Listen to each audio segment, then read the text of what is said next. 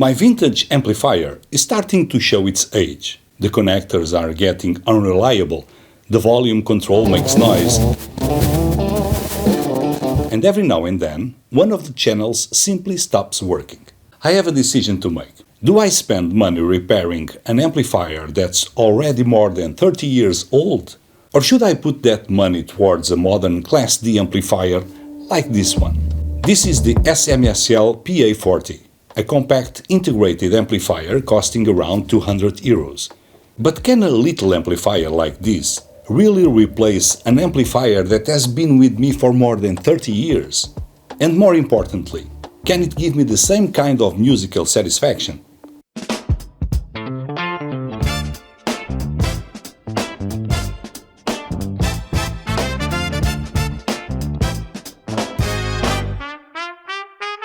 So, what do you actually do when an amplifier you've owned for decades starts behaving like this? The obvious answer is repair it. And in many cases, that's exactly what I would recommend. There's nothing inherently wrong with keeping an older amplifier going, especially if it's a good one and you like the way it sounds.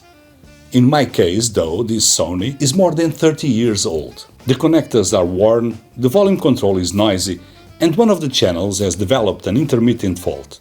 The potentiometer can be cleaned or replaced, and sometimes a little contact cleaner is enough to make the problem disappear. But that doesn't necessarily mean the amplifier is as good as new. Electrolytic capacitors age, switches and relays wear out, solder joints can deteriorate, and other components can simply reach the end of their useful life. So you can fix one problem today only to find yourself dealing with another one further down the road. And before long, what started as a simple repair can turn into a full restoration. That's perfectly reasonable if we're talking about a high-end amplifier, a rare model, or something that has genuine historical or sentimental value. But this Sony isn't a collector's piece. It's a good, honest amplifier that has served me well for more than 30 years. And I have to ask myself a fairly simple question. Does it make more sense to keep spending money bringing this amplifier back to life, or put that money towards something completely new? And that's where modern Class D amplifiers become very interesting.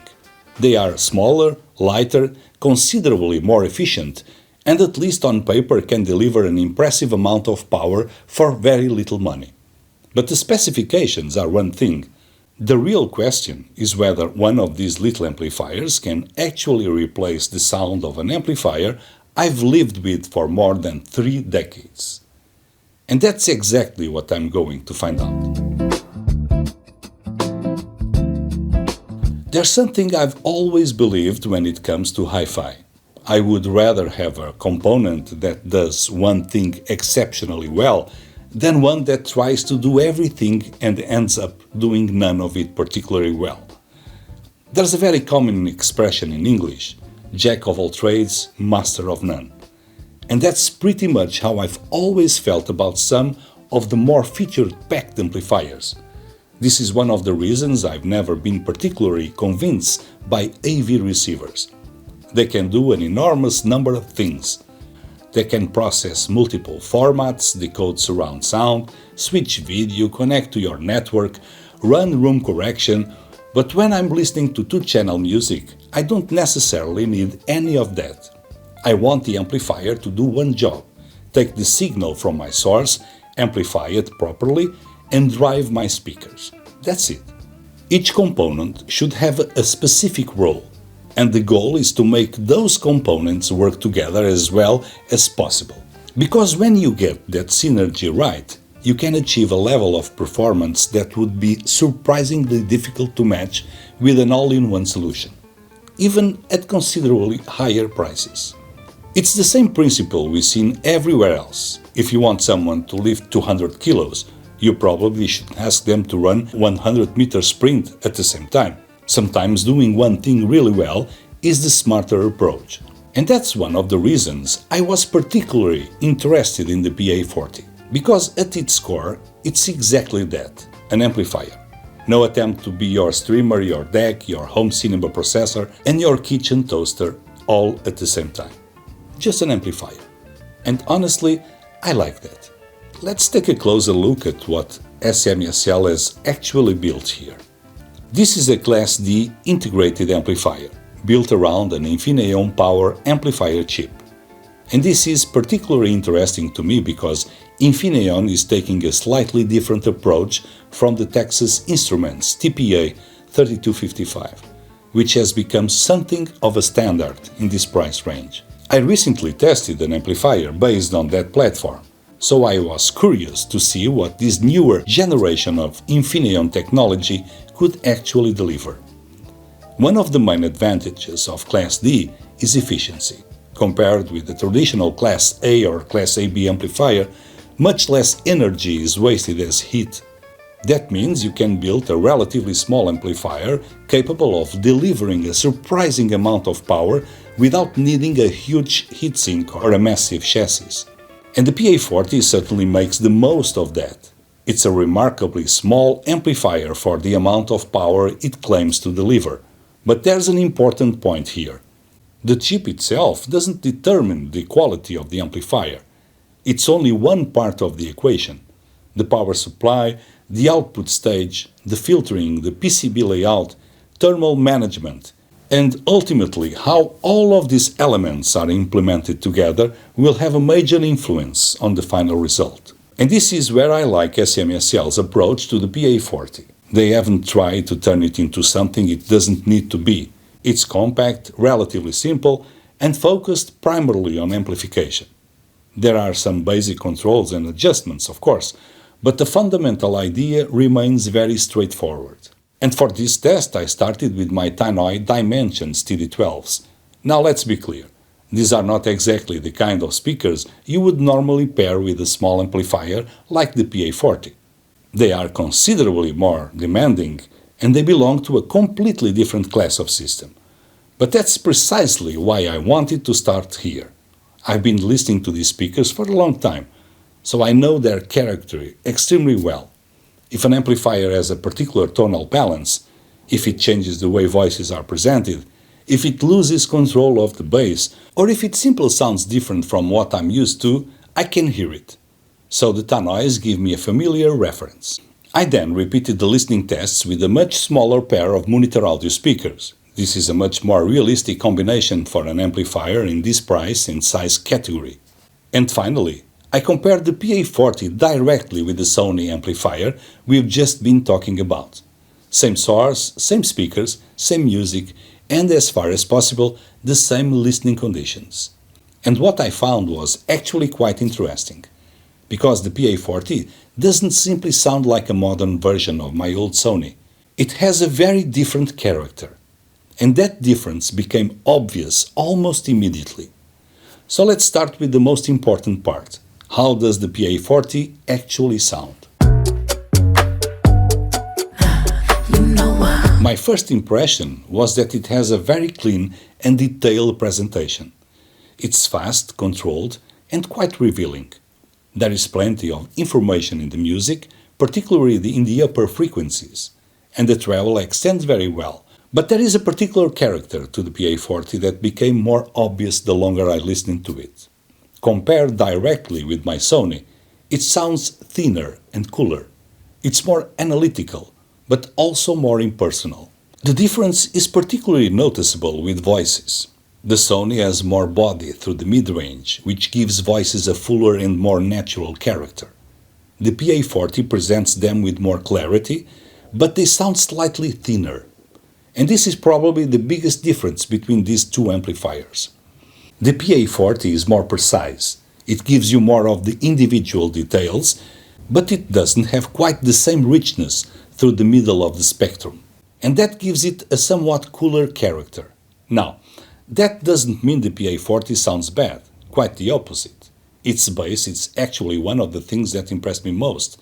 It's fast, well-defined, and surprisingly deep for such a small amplifier.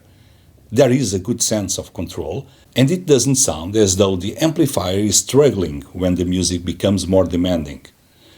The treble is also extended and detailed, so technically there is a lot to like here. The question is really about balance. If you already have speakers with a warm, rich and full presentation, the PA40 could actually be a very good match. Its cleaner and more analytical character could bring some extra definition and clarity to that kind of system. But if your speakers are already on the cooler or more analytical side, I would be more cautious. You could end up with a system that is very detailed, very clean, but perhaps not particularly engaging. And that's something that became very clear when I compare it directly with the Sony.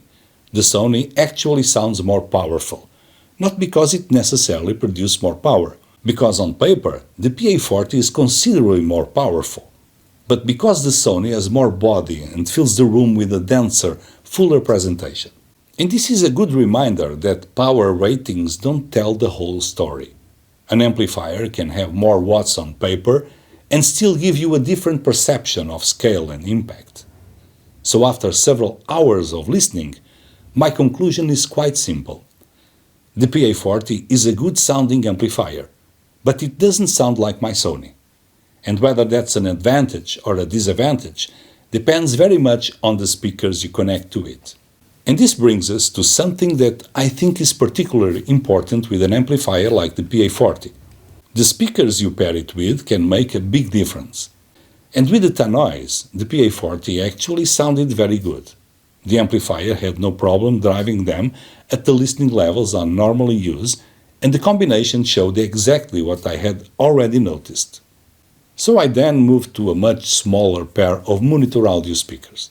And this was interesting because the balance changed.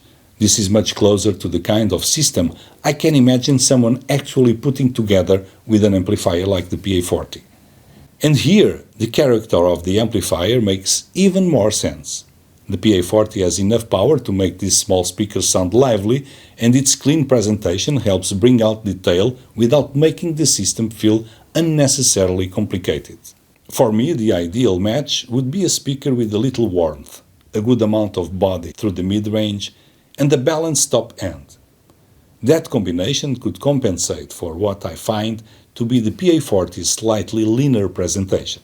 And this is one of the things I like about building a hi-fi system from separate components. You don't necessarily want every component to sound exactly the same. You want them to complement each other.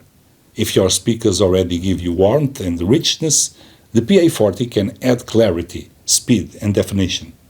If your speakers are already very neutral, bright, or analytical, I would probably look elsewhere. So, is the PA40 a good amplifier? Yes, but I think the more useful question is it the right amplifier for your speakers? And that's a very different question.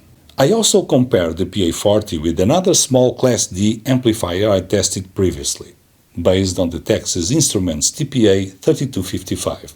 And here the PA40 was interesting again. It clearly has more power available, and that extra headroom is noticeable.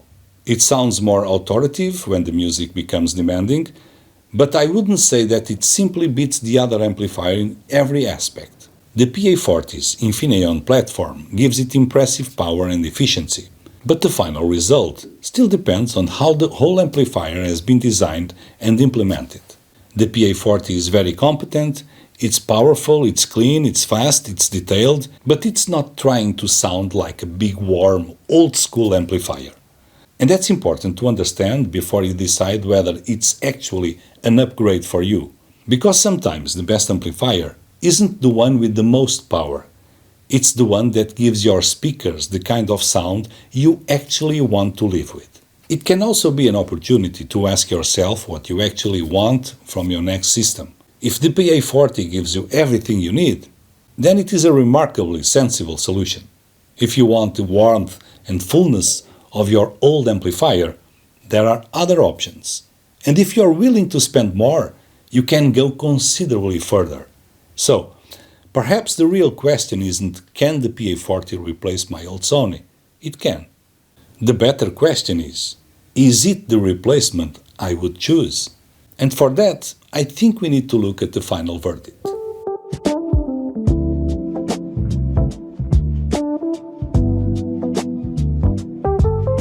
So should you repair your old amplifier or replace it? If it's a special amplifier, keep it alive. If it's an ordinary old amplifier, that's becoming increasingly unreliable and expensive to maintain, the PA40 is a very good way of moving on.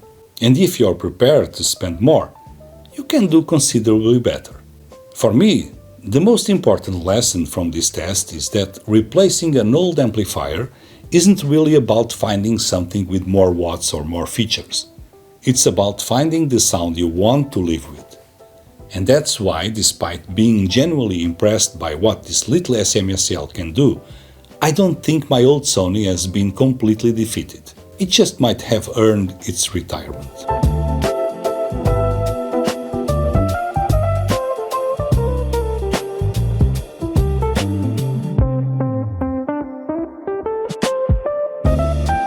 Thanks for watching. I'll see you in the next one.